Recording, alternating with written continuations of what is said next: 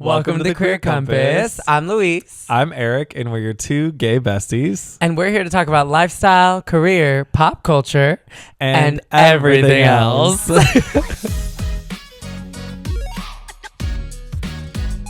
Eric, you have the Christmas tree up. Oh my gosh, the tree is swapped, Halloween down, Christmas on. I love the transition also because I literally came home one day and I was like, oh my gosh, it's switched. Like the whole vibe just changes, you know? Oh my God, I know. I love it. And I get every year I accumulate more ornaments. I'm see something in the store. I'm like, ooh, that goes on my tree. Ooh, that goes on my tree. So it's just 3 years of accumulated gold and burgundy ornaments. It's so cute. I love those little glitter deer. Oh my gosh, yeah? and those wings are so cute. I mean, I know, and there's little holographic glitters in there too. If you get up close, it's even more. They look so. Yeah, I love it. I bought those and I was like, oh my God, they're too big, but they're not. No, they blend in really well. I love it. Oh my God. Oh my gosh! And last year, you guys, and your parents got the killer wreaths. They were unbelievable. Okay, the wreaths I'm seeing around town are crap compared to what your family gifted us. Oh my God. I will say, and the fact that it lasted so long. Oh my God. This giant hardy magnolia leaf. Yeah. Beautiful, beautiful, beautiful. Amazing. And most likely, I know they're going to be doing them again this year. So, oh yeah? Yeah, so TBD. I don't know. But if they have extras, oh my God. I know, because my sisters and my parents like to take some too, if they can. So they do such a good job. It's so beautiful. I mean, they are... the hands down the most beautiful wreaths I've ever seen. They're so cool. Yeah. So cool. Oh, I'm glad you like it. Yeah. Yes. Getting ready for the season. I know, literally. Oh my gosh. Okay. And speaking of the season, I feel like Scorpio season has really been hitting it hard. Okay. Yes. I didn't realize, I kind of knew, but I didn't realize how many Scorpios I guess I have in my life. I don't know if Scorpio and Aquarius, I don't know that much about astrology. You're an Aquarius? I'm an Aquarius. Okay, I don't know. Yeah, I'm okay, if you know, let us know because our Aquarius and Scorpio is really compatible. I think they are as friends. I don't know. Okay. But I have a lot of Scorpio friends in my life. So a lot of birthdays. A lot of birthdays. For instance, Nathan had a birthday party recently and he did, and the girls love a theme, okay? the girls be loving themes. Scorpios, y'all are really about your themes, my gosh. Okay? So Nathan had a wig party. So everyone came in wigs. People went all out with the wigs, real wigs, fun wigs, the whole thing. Cool. So I did borrow a wig that was very Britney-esque. So I was living my fantasy. Then our friend Derek had a all-white party. Oh my God. And then this weekend, Chelsea has a dark fantasy themed party. Dark fantasy. I had to really look at what this entails. Oh my gosh. Yeah. So it's think Maleficent, meets I don't know, kind of the mystical, dark mystical fantasy fairy. When you said it, I immediately thought of Final Fantasy and some of those video game characters and the way some of them were dark blue, dark purple. Yes, I feel that's the vibe. TBD on the fit for all this because oh my gosh, we have to figure it out. But wait, outside of Scorpio season, are a lot of people doing themed parties? I think because the people in my life who are Scorpios are very creative and artistic. Yeah. So I think in that sense, that's why I find it more at this time of year. Yeah. Because Nathan and Chelsea are definitely creatives to the T, Definitely. Yeah, but I think theme parties are always fun. Yeah, your most recent party had a theme, yes? It was Studio 64, but we said Studio 94. Oh my gosh, how fun. Yeah, so we all dressed up kind of disco-y, the whole vibe. So when it's really not a milestone birthday, are you doing a theme? Are you doing big celebrations? What do you normally do for your for my birthday? Yeah. I really went all out for my 30th just because I was I have to do something. I don't feel like I do that all the time. Yeah. I like to travel. So hey, if I get to go on a trip around my birthday, amazing. But also if not, then I think before my 30th, I just literally, I got together with people here in LA and San Diego. It was very chill. Very chill. That's cool. What about you? My birthday's at the end of June. So in the Midwest, Pride is always around. St. Louis, Chicago, New York Pride, they're always kind of around that weekend. So I never really did anything super special for my birthday. It was always like, hey, come over for drinks at my place before we go to Pride or whatever. Mm-hmm. And because of my summer birthday, like going through school, I didn't celebrate my birthday like throughout like my mom bringing cupcakes or whatever, like all the other kids. I just my whole life I've just kind of been a low-key birthday. Like I think on my 30th birthday I went to see Finding Dory or whatever. Gosh, super chill. I do want to do something special for 40 though. I think I'm gonna go to Palm Springs for like a month.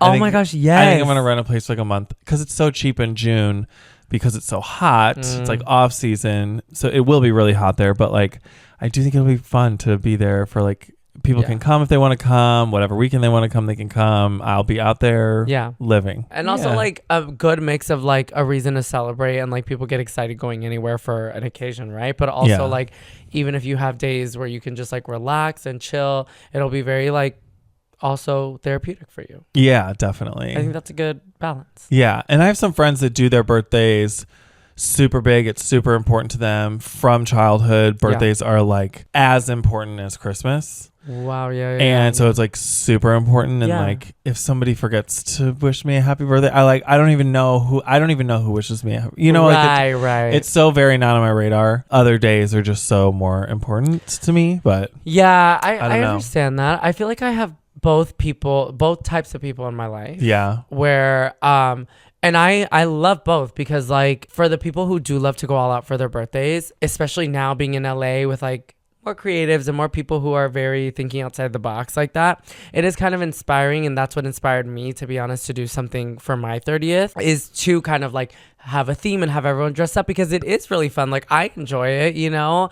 I enjoy kind of coming up with the fit and then seeing everybody in theme and like just being silly all together. Yeah. But growing up, I also think that while birthdays were important for the family, you know, like we always acknowledged birthdays and did something, I never thought it was like the priority. And also for me in particular, because my birthday's in February, my parents work in the flower business. It was always busy time leading up to Valentine's Day. So like they would always be swamped with work and like, and not, I don't mind that at all, but it was very much, I just got accustomed to like, you know, just having something small for my birthday because it was always just such a crazy time of year. And also it's like right after the holidays and my dad's birthday is January 4th. So like, just a lot going on. Yeah. But I always felt okay with like, you know what, if we just do like a little dinner, we just like, you know, squeeze something in, like I'm fine with that. Yeah. So I think that's kind of how I then started to, out of habit, kind of approach my birthday. Yeah. I feel like it's up to the person how they want to do it. You know what I mean? But yeah, you're right. The big over the top birthdays, while it can be like, oh my gosh, another one. Yeah. But like it is really fun. It's, you know, you're taking pictures, you're getting together with people, you're creating memories.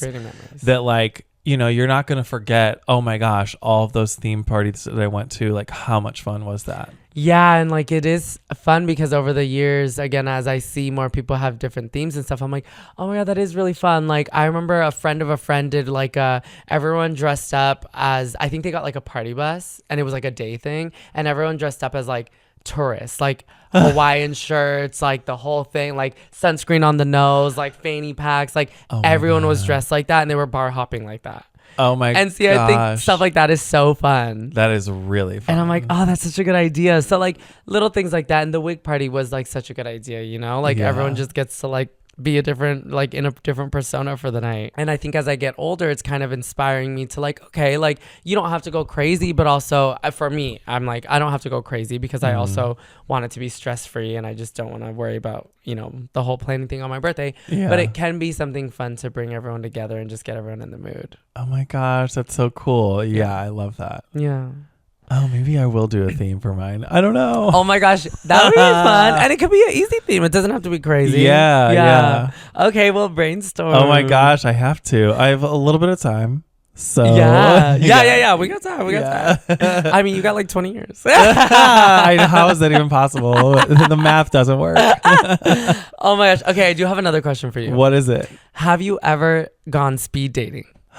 Oh, like you get 2 minutes to talk to this person next. Yeah. No, but I've always wanted to. Okay. Are you doing it? Well, okay. So my friend sent me this thing recently. He's in a relationship. Well, you know him, Nathan. He's in a relationship. So he found this on TikTok and he's like, you guys should go. And he sent it to Fruit Punch. And Brett and I don't know if Jordan would want to go, but Brett and I definitely responded and we were like, oh my God, that sounds so fun. So it's like in the Arts District and it's Thursday nights. Apparently they do it once a month. I did not know this. Okay. And you like register for it ahead of time. But yeah, it's on a Thursday night once a month and it's a whole speed dating thing. I'll have to show you the video. It like looks like a lot of people. So I was like, I've never done that and I'm kind of like nervous to do it, but it seems kind of fun and like, why not put yourself out there? Oh my gosh. Yeah, that does sound fun. So I kind of want to go. Wow, you definitely should. Yeah.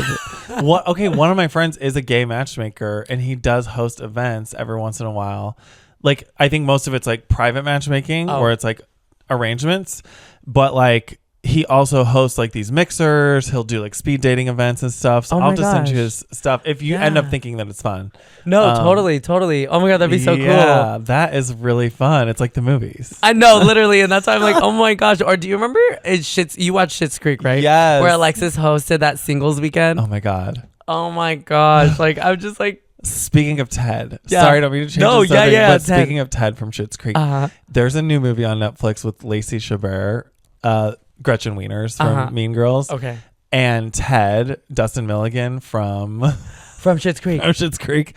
And it's on Netflix. It's called Hot Frosty. Is it a holiday movie? It's a holiday movie. Yeah. Stop. I'm obsessed already. And someone builds this like hot looking snowman, like sculpted with like this body, da-da-da.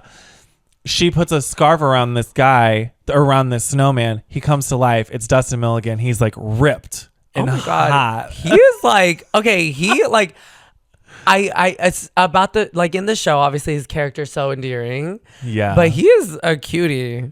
He is handsome. He's super handsome. Yeah, okay, Canadian boys. Yes, the Canadian boys. Okay, well, hey, I might have to see this for multiple reasons. Yeah. But that sounds so cute. But that speed dating scene with him and her and Alexis was so good. It was like very heartfelt. I loved it. Oh my God. And I'm like, okay, so is this going to happen for me or what? No, just kidding. Yeah. But I do think it'll be fun.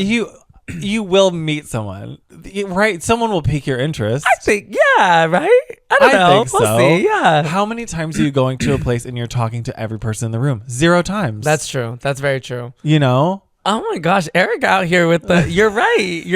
You get like a 2 or 3 minute chance of like, let me hit it with the first impression. It's like Grindr Live, where you would like actually give somebody a shot for like 2 or 3 minutes, see if you're like feeling their vibe, body language, all the stuff. That's real. You know? And in a bar, you're not talking to everybody. Everyone's kind of in their own like, yeah. Like, sure, maybe you'll talk to one here and there, but yeah, no, you're not. A whole room of people. You're going to meet 3 people.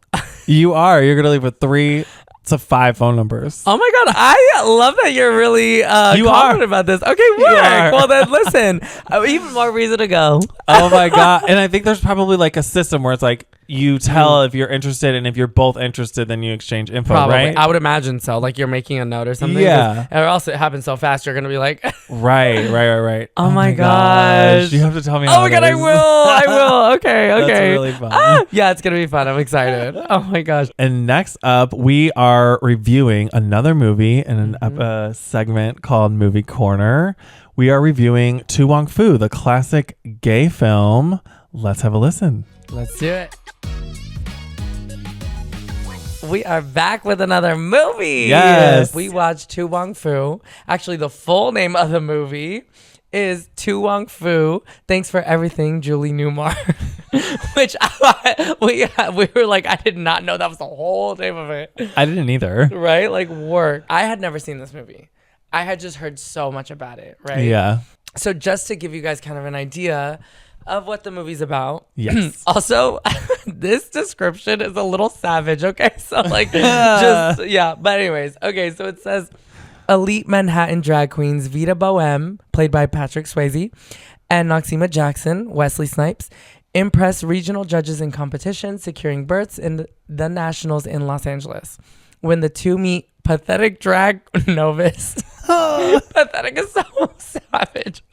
When the two meet, Pathetic dragged home is Chichi Rodriguez, played by John Leguizamo, one of the losers that evening. Oh my God, I mean, damn. it's a fact, but it is a that's fact. rough. It's just so rough.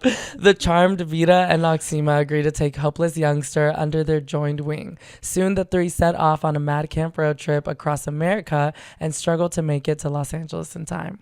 So essentially, they get stuck in this small town. Yes, they set off on this road trip. They purchase a vehicle, a questionable vehicle, but very fabulous looking. Very fabulous. Very fabulous. And they were like, okay, what do we go for? Like sustainability or like glamorous? And they're like, duh, like we're going to get the pretty car. And the guy was like, please don't take that car. And they it seems they make it somewhat like halfway and end up in a town called Snydersville. Yes. Very middle America. Like, yes. You know? The set looks very Schitt's Creek in style. It did. Yeah. Yeah. Also, what I wrote down was because, you know, they're like these drag queens who come into this like small town and kind of give the whole town a makeover. Yeah. I'm like, it's giving We're Here.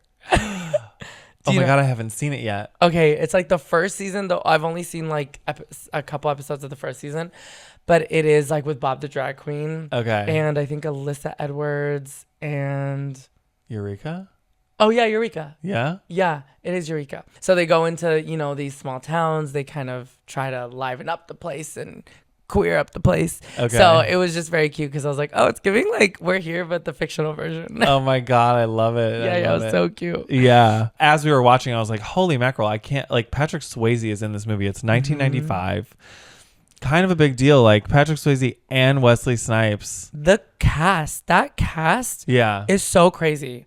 Betty Rizzo from Grease played like one of the moms, you know, that was living there. And I was like, very, very impressive that all of them came together to make this movie. I was reading online that this was it was considered like the first big, large Hollywood movie that featured a storyline about drag queens. Drag queens not only like in the nightclub performing, but living their day life as a drag queen as well. Also, 2 nominations for this movie at the Golden Globes. Patrick Swayze was nominated for Best Actor, and John Leguizamo was nominated for Best Supporting Actor. Oh my God, amazing. Honestly, his character was amazing. Stole the show. For me, I definitely thought Chi-Chi stole the show. Yeah. Also, we were watching it, and I was like, this is definitely giving George's. Which is so funny because she played him for Snatch Game. That's right. So I was like, oh my God. Because again, I'd never seen the movie. And I was like, oh my God, this is totally George's. Like, oh my now God. I understand why George's did this character. Totally. It fits her personality perfect. To the T. I was like, I love it so much. I also wrote down, like, first, it's in the beginning. It might have been like an opening scene, but in the beginning where all the queens are like getting ready backstage and they're like all looking in the mirror. They're just doing like their little thing. They're all keeking and having a moment.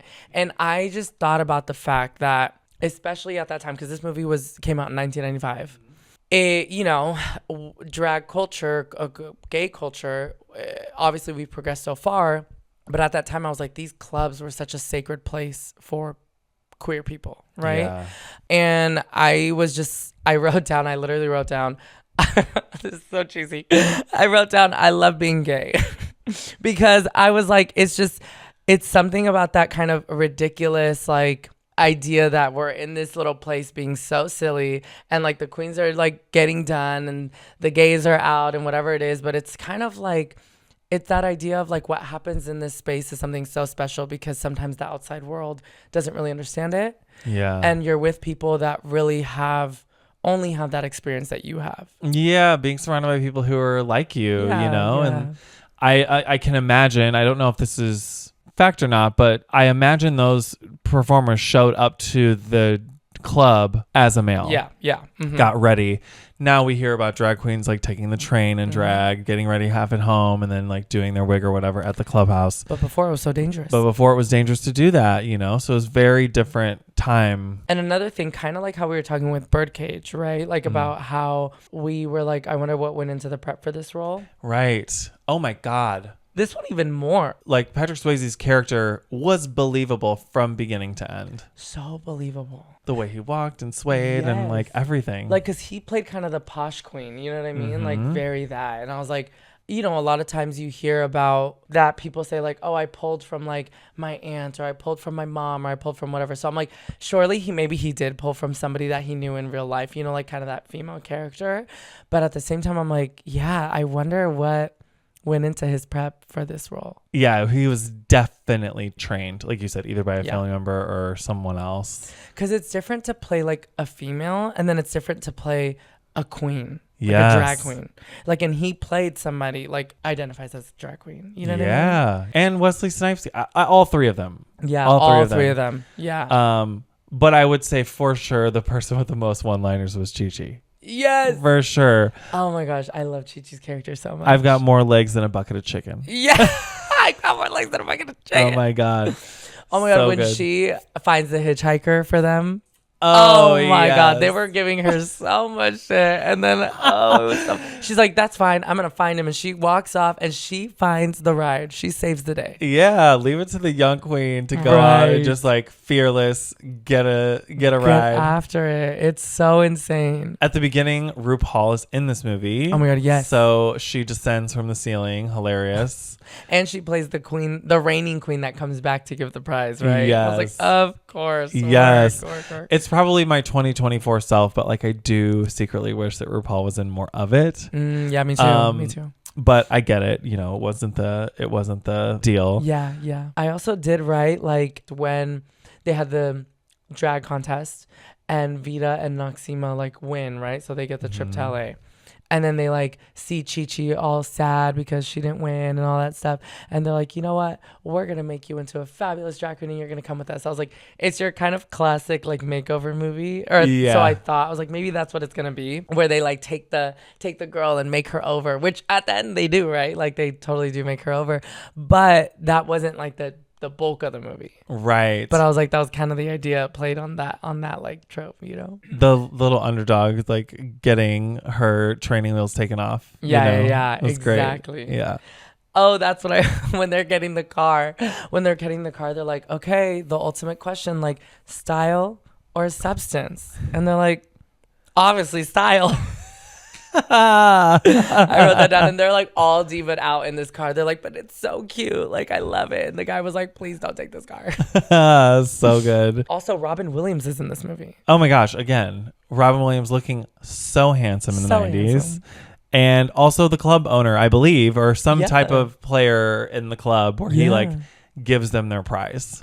I was like, what an ally, honestly. Like, he's in both of these iconic gay movies, like, and he's Mrs. Doubtfire. Right. I mean, I know Mrs. Doubtfire wasn't a queer movie, but like it was a drag movie. For sure. I'm like, that's just so crazy. I had no idea he was in this movie. Yeah. This movie definitely had more like slurs and things that I would consider inappropriate. In a joking manner, but like for sure inappropriate. They multiple times called drag queens perverts. And I was like, holy mackerel. Like that when the cops are like looking for the drag queens, they're like kept using that word. And I was like, oh my gosh, is that what was happening in 1995? Or is this like an exaggeration? I'm not sure. No, absolutely. I was thinking about that too, because I wrote down, I was like, this was only in 1995. Like it wasn't that long ago. But even that scene with the cop when he, you know, tried to advance at Vita, he didn't know that Vita was a guy or a drag queen. And then realized, and then goes, you know, it passes out there because Vita kicks him off. Yeah. Anyways, he's giving a report to the other cops, and the cops are laughing in his face, being like, so you're telling us that you were beat up by a girl? And like doing the whole bit, they're laughing, they don't believe him, like the whole thing. And I was like, wow, even from then to now, like that would not fly today. Or like in a movie, maybe. I don't know. I secretly wonder. I mean, I'm not straight. Do straight guys like joke about that stuff today? I mean, I don't know. It would definitely not be in a movie though. That's what I'm saying. I don't think it would be in a movie. Like that wouldn't fly because people would be like, "Are you kidding?" I mean, hello, Barbie came out. Like, come on now, female empowerment. No, but it's real. There are obviously things that wouldn't fly, but it is just so crazy to see the evolution of just culture in general from 1995 to now. Also, this came out shortly after the popularization of the Golden Girls, which I only say because in the Golden Girls, it was a comedy and they often would insert serious topics. Yeah. And they did the same thing in this movie with domestic violence. Yeah, they did. And Patrick Swayze handled it in sort of a comedic but also effective way. And they were able to like bring something up in a comedy that was like probably happening in homes around that time. Totally. Yeah. So I mean, obviously it brought like kind of that heart tugging at your heartstrings element to the movie as well. Yeah, it really did play on a lot of like issues happening at that time. But overall, oh my God, such a funny movie. Hilarious. I also didn't expect most of the movie to take part. I didn't know they were going to get stuck in this town. Yeah. And I didn't expect most of the movie to take part in this town. I thought that was just going to be a little roadblock in the journey. When I first watched the movie, I was like, oh, cute. This will be like a little short episode. They're in this little town and then they move along after the car's fixed. No, the rest of the movie happens there. The rest of the movie happens there. And I was like, what? That's crazy. Yeah. And then the end of the movie is them making it to LA. Yes. Oh, also, I don't know if they had stuntmen or not, but there were like certain scenes where I was like, oh my gosh, Patrick Swayze's actually whipping that car around and like skirt. Yeah, like screeching the tires in the street. I was like, oh my God, that is her in drag, like screeching those tires. The scene where they're like riding along with the train and like people are partying on the train, and I'm like, oh my God, they're actually like driving at the same pace. I was like, oh my God, it's like I can't believe that scene made me laugh so hard because it's like all these like businessmen and women that are like on this train, and then all of a sudden they're all dancing out the window because they see them. I was like, that's so funny. Yeah, they brought a lot of life. I mean, in that scene, but they also brought a lot of life to this like little town that seemingly had a lack of sparkle. Even seeing Carol Ann, right, in the movie, who was going through, she was kind of the main character of the domestic violence plot line. Even seeing her at the end, you know, being really grateful for everything that Vita did for her, and just saying like, I've known you were a man the whole time. She mentions the Adam's apple, you know, and Vita's like, wait, so you knew? And she's like, yeah, but I don't see you as that, or I don't care. She's like, you're my friend, you're my girlfriend, I'm so grateful for you. And like, I don't know, just seeing kind of that gratitude and things again, especially taking it at that time, like in 1995. Yeah, very, very, I think, just special to see that, you know, and to see it do well in the box office. Yeah, like it was number one for 2 weekends when it first came out. Like, which that's kind of a big deal. I know, and obviously Rude had done a lot, or has done a lot for like drag queens and that culture, right? But I'm like, to see Rude be a part of this movie that honestly was also such a big moment in that culture, and bringing that culture to mainstream. It just goes to show that it takes so much time and effort support, and you know, all these actors and actresses, just like we talked about Birdcage, where Robin Williams really helped bring all this to light. It's the same thing here. Like every single person in that movie that was, or even wasn't, such a big name at the time, really pushed that needle forward. And I know because we're queer, we immediately get excited about things like this. You know, we are waiting for things like this to come about. But really what this did in my mind, where I'm from the middle of the country, I'm from St. Louis, Missouri, and a small town outside of St. Louis, Missouri. And this movie being at number one for 2 weeks across the country means that people like my parents, people like my aunts and uncles, who were young adults at the time, had exposure in seeing top tier actors be in a movie like this. And maybe the thought might cross their mind, this isn't so bad. This isn't what I thought it was. Yes. You know, and it plants a seed of acceptance in people's minds who might not normally be ready or excited for it like we are. Yeah. So I love the big push like this for the big, huge majority of like where I'm from. Yeah, you know? No, 100%. I think, and this is exactly why, and we all know, but representation really, really matters, right? Yeah. In the media and these things, because even if it's like an inch forward over time, right? Like the more and more representation we have, then more and more it's going to grow, and the more and more that people are going to become aware of it and be surrounded by it and start realizing that it's more normal than they thought. Yeah. or it's at least not as bad as they thought, or it's not what they thought it was. Yes, exactly. Like, oh, I wasn't exactly right about this. Exactly. Yeah, exactly. And being able to tell those stories is just such a magical thing. Yeah, so good. 100% recommend. Totally. Love it. Oh my God, 110. Like I can't believe I'd never seen it, but I'm so glad I did. Yes. Oh my gosh, I'm so glad we did the movie nights. Yes. And also the popcorn machine. Oh my God, the popcorn machine. I bought an air popper being like, okay, this will be cute. It's a healthier version of the bagged popcorn with all the butter and oil and rah.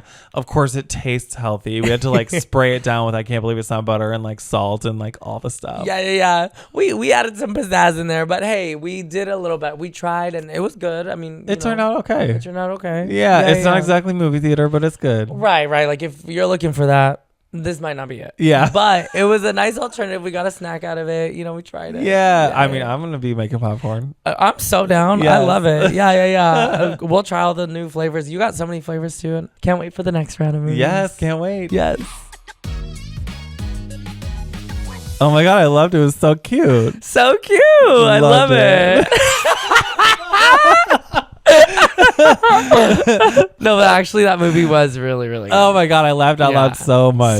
So very, good. very funny. Okay, time of the week. Yes, music recommendations. What has been on my radar has been, or sorry, did you want to go first? For it. Yeah, go for it. Go for it. The song I had most on my radar this week is from earlier this year, but it's by Justice. It's called Never Ender, and it features Tame Impala's vocals. Come on, Tame Impala. So good. Oh my gosh, that's a good one. I keep like thinking of the light show and all the things that happened during the concert, so I'll add it to the playlist so people can check it out. Definitely a good one. Absolutely. Yes, oh my gosh. Okay. What about you? What's been on? I'm always here with the pop girlies. I feel like I'm looking back and I'm like, wow, really? But Miss Tate McRae released her new song, Two Hands, okay? And listen, it's also the dancer in me. Like, if you have not watched the video, Sean Bankhead did it again with the choreography. There's a breakdown in there. One, I love the whole, like, race car suit, like, situation that they have going on. Like, her and the dancers look phenomenal. The choreography, like, I'm already learning it. Yes. So it's it's a really fun song, and I played it for my spin class today actually because it just came out and I was like, I have to throw this in there. Oh my gosh. So I played it in class and it was just a vibe. Those dancers were like doing the most. And in some of the cuts, they had the helmets on. I'm like, those helmets are like 6 to 8 pounds. Right. And they're whipping around their heads. Mm-hmm. And I would see like some of the dancers on TikTok and social media post like a little BTS thing. And they're fully going into it with those helmets. I'm like, and with the suits and everything. So it was cool to see. Oh my gosh. I do love the music video. It's awesome. I know, it's so good. Yes. So that is it. Okay. Well, check out our playlist. Yes. The Queer Compass playlist on Spotify. And check us out on socials too. Don't forget this entire episode is available for YouTube free of charge. Yes. And we will see you next week. See you next week. Bye. Bye.